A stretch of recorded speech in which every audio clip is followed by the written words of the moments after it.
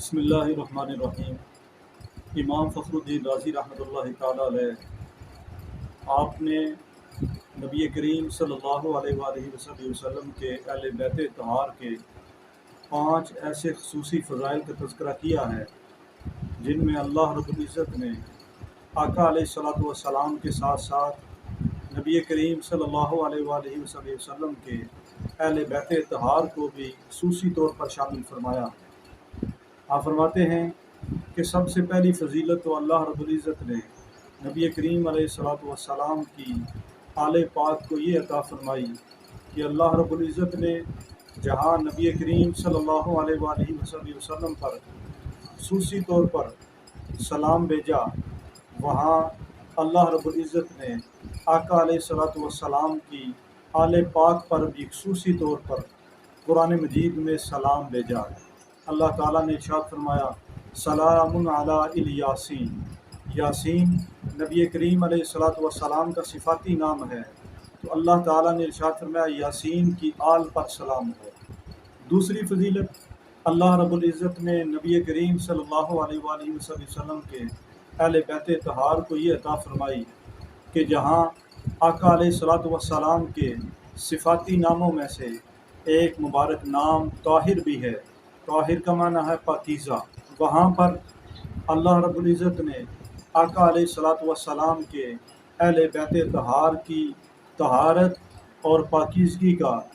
نہ صرف خصوصی طور پر اہتمام فرمایا بلکہ اس کا ذکر قرآن مجید کے اندر بھی کرتے ہوئے ارشاد فرمایا انما یرید اللہ لیذھب عنکم الرجس اہل البیت ویطہرکم تطہیرا۔ اہل بیت طہار کو اللہ رب العزت کی طرف سے جو خصوصی طور پر تیسری فضیلت عطا فرمائی گئی وہ یہ ہے کہ اللہ رب العزت نے قرآن مجید میں جہاں آقا علیہ الصلوۃ والسلام کی ذات بابرکات پر مومنوں کو درود و سلام پڑھنے کا حکم دیا ہے، جب یہ آیت مبارکہ نازل ہوئی صحابہ کرام نے عرض کی یا رسول اللہ صلی اللہ علیہ وسلم ہم آپ پر درود و سلام کیسے پڑھیں؟ تو آقا علیہ الصلوۃ والسلام نے صحابہ کرام کو جس درود و سلام کی تعلیم دی وہ درود ابراہیمی ہے۔ آقا علیہ الصلوۃ والسلام نے ارشاد فرمایا اللہم صلی علی محمد وعلی آل محمد۔ یہ درود شریف درود ابراہیمی مکمل جو ہے آقا علیہ الصلوۃ والسلام نے صحابہ کرام کو تعلیم دی، تو اللہ رب العزت اور اللہ کے محبوب علیہ الصلوۃ والسلام کی طرف سے اس درود و سلام میں جہاں نبی کریم علیہ الصلوۃ والسلام کی ذات بابرکات کا ذکر موجود ہے، وہیں پر آقا علیہ الصلوۃ والسلام کے اہل بیت طہار کا ذکر بھی موجود ہے، اور یہ درود و سلام اللہ رب العزت کے حکم سے نبی کریم علیہ الصلوۃ والسلام نے نماز کے اندر خصوصی طور پر شامل فرمانے کا حکم دیا۔ چوتھی فضیلت نبی کریم علیہ الصلوۃ والسلام کے اہل بیت طہار کو جو اللہ رب العزت نے عطا فرمائی اور نبی کریم علیہ الصلوۃ والسلام کے ساتھ آپ کے گھر والوں کو بھی شامل فرمایا، وہ یہ ہے کہ جس طرح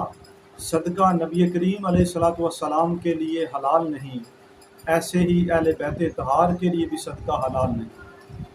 آقا علیہ السلام نے ارشاد فرمایا لا تحل صدقۃ لمحمد وآل محمد، محمد صلی اللہ علیہ وآلہ وسلم اور آپ کی آل پاک کے لیے صدقہ حلال نہیں ہے۔ یہی وجہ ہے کہ جب امام حسین علیہ السلام نے بچپن کی حالت میں صدقے کی ایک کھجور کو منہ کے اندر جب ڈال لیا تو آقا علیہ الصلوۃ والسلام نے فوری طور پر امام حسین علیہ السلام کے منہ سے اس کھجور کو نہ صرف نکال لیا بلکہ ارشاد فرمایا کہ صدقہ ہمارے لیے جائز نہیں ہے۔ امام فخر الدین رازی رحمۃ اللہ تعالیٰ علیہ آپ فرماتے ہیں جو 5ویں فضیلت اللہ رب العزت نے نبی کریم علیہ الصلوۃ والسلام کے اہل بیت طہار کو عطا فرمائی اور آقا علیہ الصلوۃ والسلام کے ساتھ اس فضیلت میں شامل فرمایا، وہ یہ ہے کہ جس طرح اللہ رب العزت نے مومنوں کے لیے نبی کریم علیہ الصلوۃ والسلام کی محبت کو لازمی قرار دیا، ایسے ہی اللہ تعالیٰ نے قرآن مجید فرقان حمید میں تمام مومنین کے لیے نبی کریم علیہ الصلوۃ والسلام کے اہل بیت طہار کی محبت کو بھی لازمی قرار دیتے ہوئے ارشاد فرمایا قل لا اسألکم علیہ اجرا الا المودۃ فی القربى، اے محبوب آپ فرما دیجئے کہ میں تم سے دعوت اسلام پر کوئی اجر طلب نہیں کرتا